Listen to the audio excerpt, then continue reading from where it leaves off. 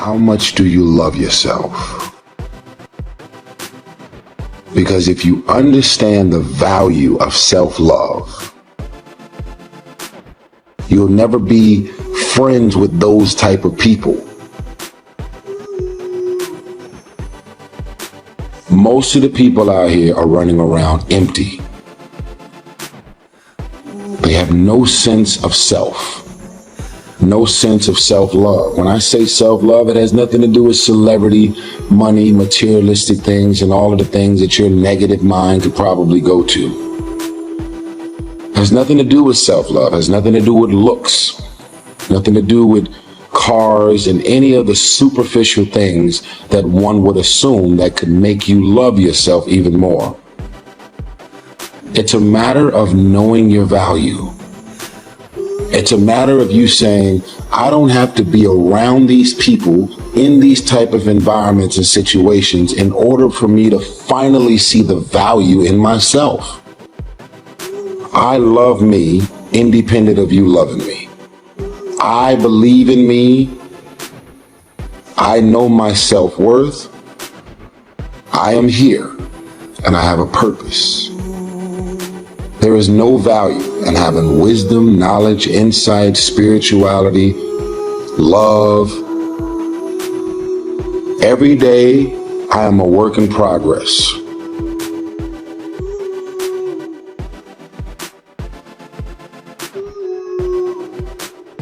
A person who can forgive nothing is a person who's totally destroyed psychologically and emotionally.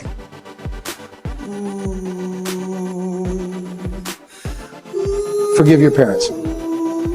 Forgive any relationship that you ever had that didn't work out. Forgive everyone else in your life that has ever hurt you in any way. Forgive yourself.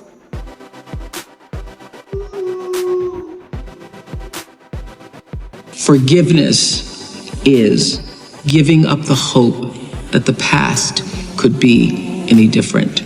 I think for myself, and I know many of you, you think forgiving means accepting what has happened to you.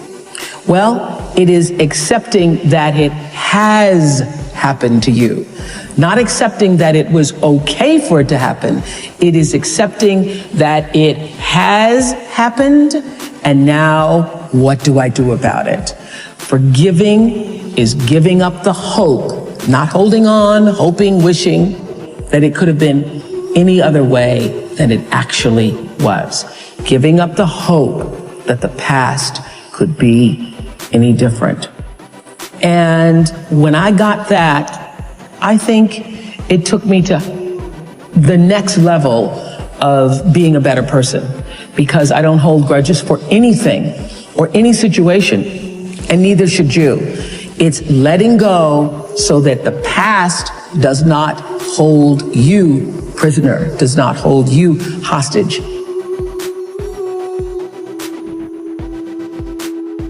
See, life is cyclic. You're not, whatever experience you're having right now, it has not come to stay. It has come to pass. Not to stay, just to pass. It's just going through. The biggest challenge is to know what's happening. This is a part of this thing we call life. This too shall pass. And maintaining perspective, putting it in perspective. You have to be willing to break from the past to have the future you so desperately desire.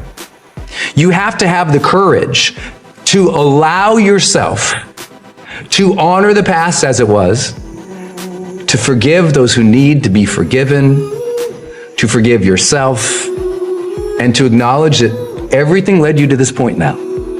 Everything.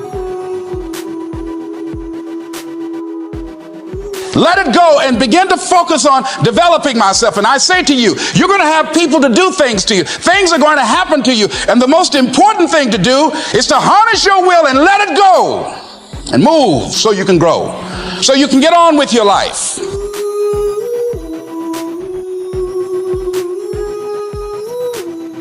It doesn't matter about what happens to you. What matters is, what are you going to do about it? What are you going to do now, Les? But if you want to begin to move into your own personal greatness, If you want to begin to really enjoy a happy, successful, healthy life, you've got to be willing to go against the tide. You've got to be willing to harness your will. So as you're in the process of reinventing your life, write a description of the kind of person that you want to be. What are the things that you must overcome? What qualities about your personality you know that you're going to have to change, because those particular characteristics are liabilities to you? What are your assets? What are your strong points? Look at and evaluating yourself to make that determination. Other thing is that in order to get out of a rut, we need some coaching. Find some trusted critics. People that you know care about you and love you. So there's some things that keeps us from growing and getting out of ruts. Number one, we identify with feedback.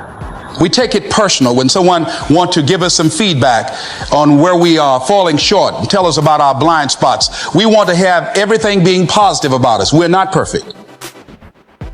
It hurts. I have a friend who's a trusted critic. I don't like him, but I love him. He doesn't tell me the things I want to hear. He tells me what I need to hear so I can grow. It hurts. It hurts when he put me on the hot seat. I can't stand it. But that's the only way that I can grow. And I'm glad that he loves me enough to risk our friendship to tell me what I need to hear, not what I want to hear.